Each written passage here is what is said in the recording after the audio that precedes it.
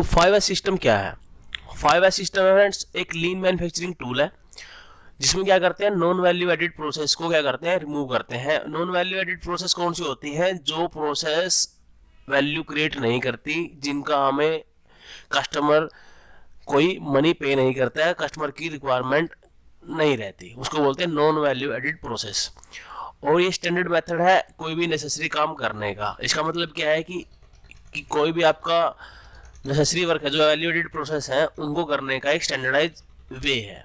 उसमें क्या 5S क्या करता है? 5S हमारी जो एक्चुअल हमारा जो वर्क प्लेस है उस पर हम जो वर्क करते हैं उसको बेहतरीन तरीके से, अच्छे तरीके से करने का एक सिस्टम है, ताकि हम अपने वर्क प्लेस को इफेक्टिव बना सकें। इफेक्टिव से मतलब क्या है फ्रेंड्स, कि वहाँ पे कोई भी डिस्क्रिपेंसी ना हो, ठीक है। वहाँ पे सेफ्टी से रिलेटेड, प्रोडक्टिविटी से रिलेटेड, एर्गोनॉमिक्स जिसमें हम हमारी मूवमेंट काम क्या करते हैं, स्टडी करते हैं, इससे एर्गोनॉमिक्स से रिलेटेड ये सारी चीज़ें स्मूथली ऑपरेट हों, वो हम 5S सिस्टम में मेंटेन करते हैं। तो इससे होता क्या फ्रेंड्स, 5S सिस्टम क्या करता है, हमारी एफिशिएंसी इंप्रूव करने में, जो हमारा वर्क प्लेस है उसकी एफिशिएंसी इंप्रूव करने में हमारी हेल्प करता है। इससे हम क्या करते हैं, हमारे प्रोडक्ट की जो क्वालिटी है इसको इंप्रूव कर सकते हैं, क्योंकि यदि हम स्टैंडर्डाइज वे को फॉलो करेंगे तो बेसिक हमारी जो क्वालिटी स्टैंडर्ड है वो ऑटोमेटिकली मेंटेन हो जाएंगे। Third one is work flow, कि जैसे हम हमारी जो प्रोडक्ट बनती है वो क्या करते हैं हम, जैसे कि हम सिंगल पीस वर्क फ्लो को फॉलो करते हैं या बैच फ्लो जो कि मास प्रोडक्शन में हम यूज करते हैं। तो हमारे कई डिफरेंट मेथड हैं जहाँ पे हम अलग अलग तरीके से वहाँ पे काम करते हैं। तो हम बेहतरीन वर्क फ्लो को मेंटेन कर सकते हैं ताकि कोई भी हिंड्रेंस ना हो ड्यूरिंग द मैन्युफैक्चरिंग। और एम्प्लॉय सेफ्टी, जो एम्प्लॉय की सेफ्टी है उसको भी हम क्या कर सकते हैं, इम्प्रूव कर सकते हैं by maintaining 5S at our work place.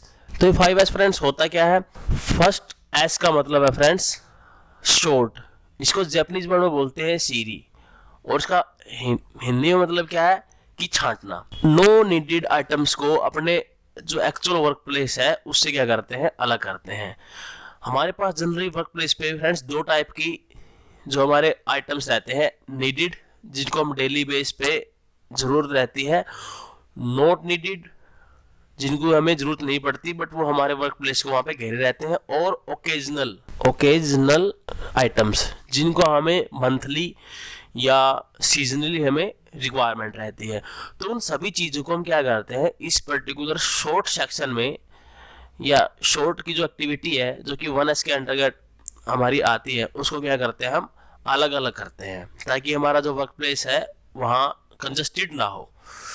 Second one is set in order, जैसे कि इसका नेम से ही पता लग रहा है कि किसी भी चीज़ को ऑर्डर में रखना। इसको जापानीज में बोलते हैं सीटन, कि a place for everything and everything in place, कि हर चीज़ के लिए एक जगह होनी चाहिए, ठीक है, और उस जगह पे उस पर्टिकुलर चीज़ की एक स्पेसिफिक लोकेशन वहाँ पे फ्रीज होनी चाहिए। इसका मतलब क्या है कि जैसे हम हमारी जो फाइल्स रहती हैं, डॉक्यूमेंटेशन की बात करते हैं, कि उसके लिए हमारे पास क्या होनी चाहिए, एक सेपरेट अलमीरा होनी चाहिए जिसमें हम अपनी फाइलों को रखते हैं।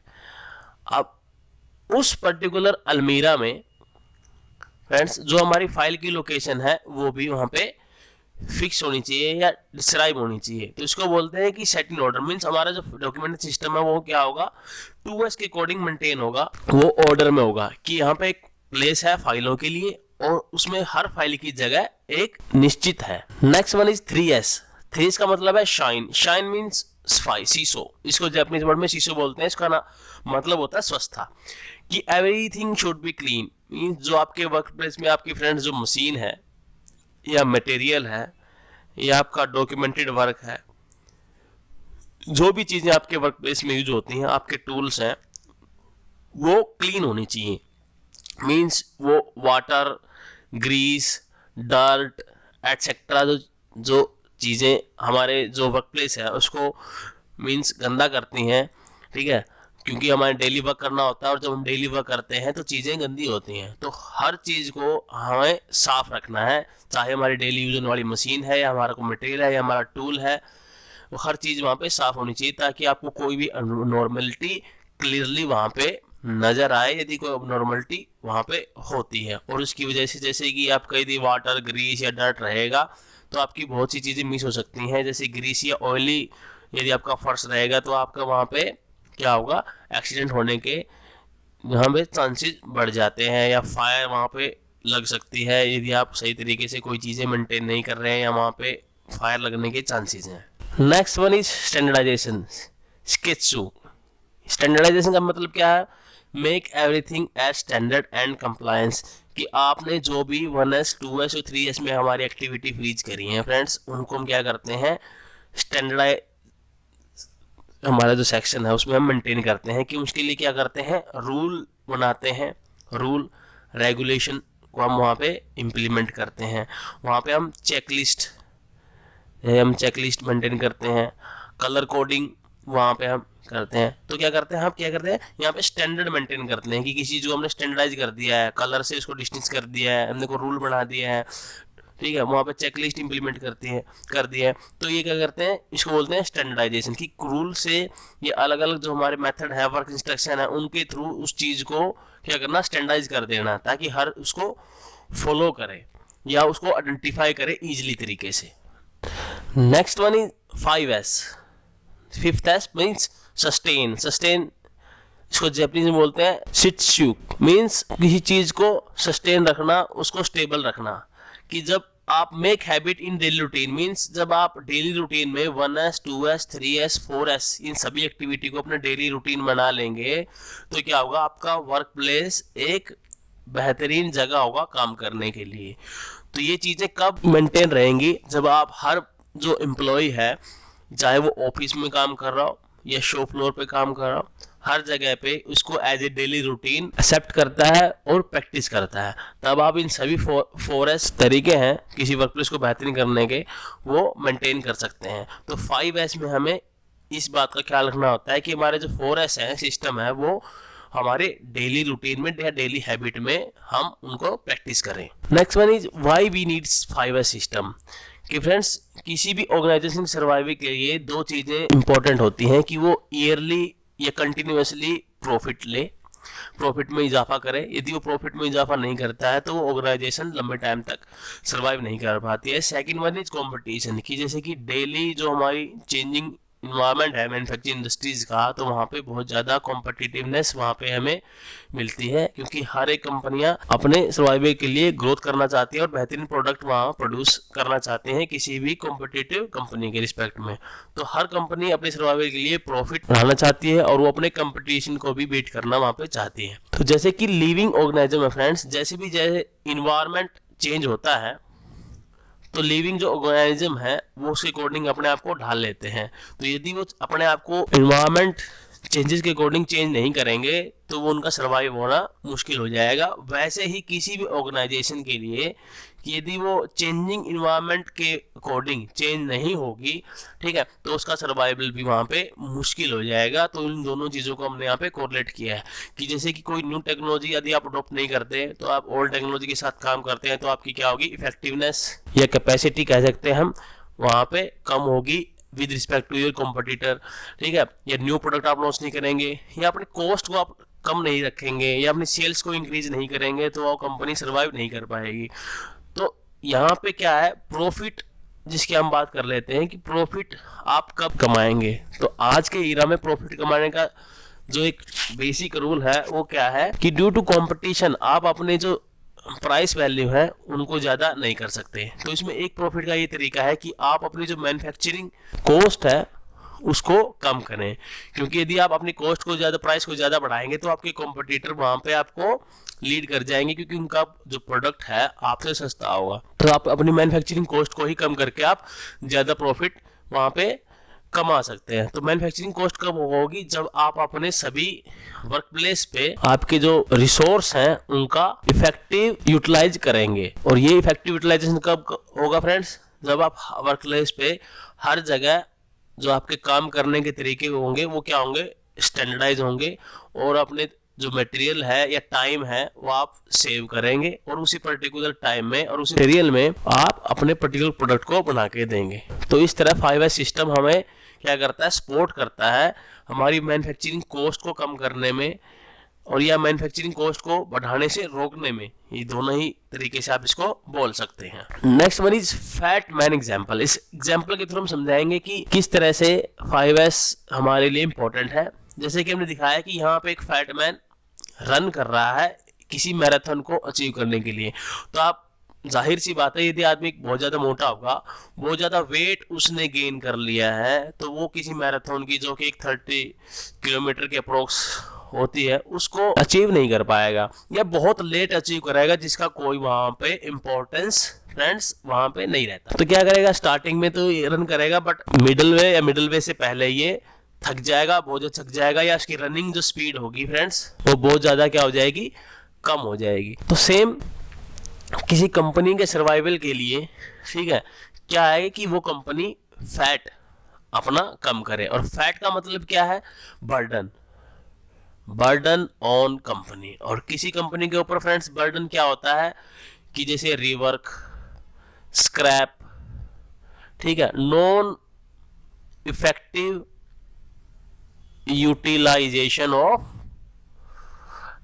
टाइम, मटेरियल या मशीन, या एक्सेस इन्वेंट्री, इसको हम बोल सकते हैं, या एक्सेस परचेज, जिसमें हम क्या करते हैं फ्रेंड्स कि हमारा मनी इसमें इन्वॉल्व हो जाता है, जिसका कोई यूटिलाइज नहीं रहता है जब तक वो हमारे पास पड़ा रहता है, सेम एज इन्वेंट्री। तो यदि ये सारे बर्डन जो किसी कंपनी को क्या करते हैं, मोटा बनाते हैं, मींस उस पे और बर्डन डालते हैं, यदि ये सारी चीजें किसी कंपनी के पास रहेंगी एक्सेस वैल्यू में, तो वो कंपनी भी इस फैटमैन की तरह ही अपने जो गोल की रेस है उसको अचीव नहीं कर पाएगी। और बिजनेस गोल क्या होते हैं कि जो हमारे टारगेट होते हैं, हमारे प्रॉफिट के टारगेट होते हैं, बिजनेस ग्रोथ, हमें कितनी ग्रोथ करनी है, या शेयर वैल्यूज के इंक्रीज बढ़ाने की जो हमारे गोल्स रहते हैं, ये मैंने मेन जो थी गोल आपको डिस्कस किए हैं, इनको फ्रेंड्स हमारा कोई भी ऑर्गेनाइजेशन अचीव नहीं कर पाएगी। तो 5S सिस्टम हमारा हेल्प करता है इन सब चीजों को मिनिमाइज करने में या एलिमिनेट करने में, ताकि हम अपने बिजनेस गोल को अचीव कर सके। तो आई होप आपको ये अंडरस्टैंड हो गया होगा। Next one is bathing man organisation. यहाँ पे हमने दो टर्म ली हैं, मैन एंड ऑर्गेनाइजेशन, कि जिस तरह फ्रेंड्स हम रूटीन वर्क करते हैं, हमारे क्या है, क्लोथ गंदे हो जाते हैं, हमें क्या होता है, स्वेट पसीना आता है, हम गंदे हो जाते हैं, तो उस चीजों के लिए क्या करते हैं, हम डेली क्या करते हैं, नहाते हैं, ताकि हम क्लीन रहें और हमारे कोई भी जो बीमारियां हैं उनसे हम बचे रहें। सेम एज कंपनियों में भी डेली जो प्रोडक्शन होता है या कोई भी प्रोडक्ट हम बनाते हैं, तो यहाँ पे भी क्या होता है, यहाँ पे भी गंदगी प्रोड्यूस होती है। यहाँ पर वाटर वेस्ट प्रोड्यूस होता है, ऑयल ग्रीस यहाँ प्रोड्यूस होता है, स्क्रैप या रिवर्क यहाँ पे हमें करना पड़ सकता है। तो ये सारी चीज़ें किसी भी कंपनी में क्या होती हैं, ओकेजनली या डेली वाइज पे प्रोड्यूस होती हैं। तो हमें क्या करना है, तो यदि हम इनको टाइम वाइज क्लीन नहीं करेंगे तो क्या होगा, जैसे कि हम डेली यदि नहाते नहीं हैं, हमें बीमारियां घेर सकती हैं, हमें कोई इन्फेक्शन हो सकता है। सेम कंपनीज में भी ये रूल यहाँ पे फिट बैठता है कि यदि हम डेली वाइज किसी ऑर्गेनाइजेशन की सफाई नहीं करते हैं, तो वहां पे भी आपका excess water, oil, grease, scrap या इन्वेंट्री आपकी प्रोड्यूस हो सकती है वहाँ पे, यदि हम इसको प्रॉपरली मैनेज नहीं करते हैं। तो ये चीज़ें आपकी क्या होती है, जो हमारा स्टैंडर्डाइज वर्क है उसको करने में हिंड्रेंस पैदा करती हैं, अवरोध पैदा करती हैं। तो इसलिए आपको भी डेली या मंथली बेसिस पे जिस तरह से हम अपने होम की रूटीनली एक्टिविटी करते हैं, इसको मैनेज करने के लिए हमें किसी ऑर्गेनाइजेशन में भी हमें ऐसा करना चाहिए, ताकि वो एक हेल्दी ऑर्गेनाइजेशन रहे विद प्रॉफिट और वहाँ पे कोई भी ऐसा हिंड्रेंस ना हो। अब हम एग्जाम्पल के थ्रू आपको बताते हैं कि 5S सिस्टम जिस जगह पे इम्प्लीमेंट नहीं होता है, तो वहाँ पे किस तरह की हिंड्रेंस पैदा होती है, टाइम वेस्ट वहाँ पे, जैसे कहते हैं टाइम वेस्ट, रिसोर्सेज वेस्ट वहाँ पे किस तरह से होते हैं। एक एग्जाम्पल के थ्रू हम आपको यहाँ पे इलोबरेट करेंगे। पहला है हमारा नीडलेस सफरिंग, मीन्स ये हमारा क्या है, बॉस है, और जैसे ही बॉस क्या करते हैं, हमारे ए पर्सन को कुछ काम देते हैं, और जैसे ही छुट्टी होने वाली होती है, ए पर्सन खुशी खुशी अपने घर जाने के लिए तैयार है। पर तभी बॉस इनको कहते हैं कि क्या आपने जो काम दिया था इसी फाइल का कंप्लीट कर लिया है। तो ए पर्सन पोलाइटली जवाब देते हैं कि यस सर मैंने कर दिया था, वो आपकी टेबल पे मैंने यहाँ पे आपको दे दिया था। बट आफ्टर मैनी सर्चिंग उस बॉस को वो फाइल नहीं मिलती है और वो फ्रस्ट्रेट हो जाते हैं कि नहीं उसका मुझे कल प्रेजेंटेशन है तो मुझे वो फाइल चाहिए। तो उसके लिए क्या करते हैं, उन मिलकर वहां पर ढूंढते हैं बट उनको नहीं मिलती है। तो बॉस उनको ऑर्डर देते हैं कि आपको क्या करना पड़ेगा, ओवर टाइम आपको करना पड़ेगा और वो फाइल मुझे चाहिए। तो इसी बीच उनको क्या लग जाते हैं, 4 घंटे मान लग जाते हैं उस फाइल को दोबारा बनाने में।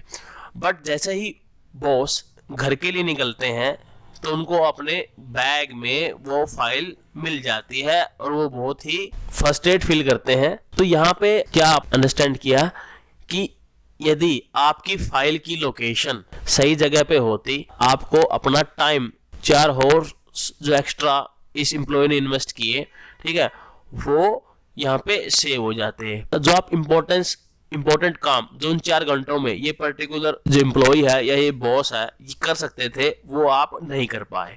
तो इस तरह से एक पर्टिकुलर फाइल की लोकेशन या किसी डॉक्यूमेंट की लोकेशन फ्रीज ना होने की वजह से हमने क्या किया, यहाँ पे जो हमारा टाइम है उसको वेस्ट किया और जो हमारे वर्क की जो अदर जो वर्क थे जो कि इंडिविजुअल से रिलेटेड है वो हम वहाँ पे कर सकते थे, उनको हमने टाइमली कंप्लीट नहीं कर पाए हम।